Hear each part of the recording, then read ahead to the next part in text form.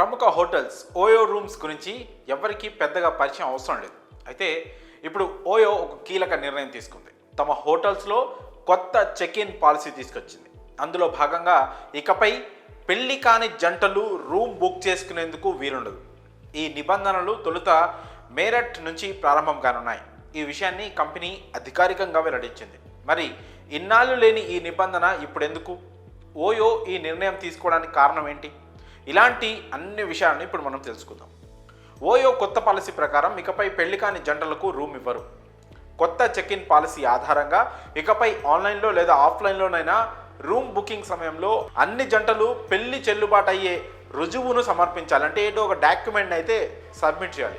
అంటే ఖచ్చితంగా పెళ్లిని నిర్ధారించే ఒక ఐడి ప్రూఫ్ని చూపించాల్సి ఉంటుంది. ఏదైనా సందర్భంలో ఇలాంటి బుకింగ్లను తిరస్కరించే విచక్షణ అధికారాన్ని ఓయో తన భాగస్వామి హోటళ్లకు అందించింది.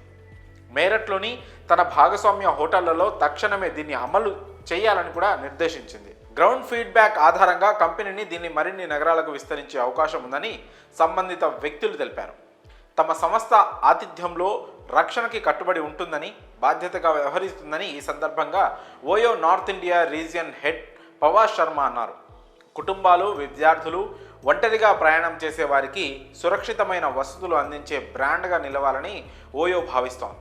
అందులో భాగంగానే తాజాగా కొత్త చెక్ ఇన్ పాలసీ తీసుకొచ్చింది.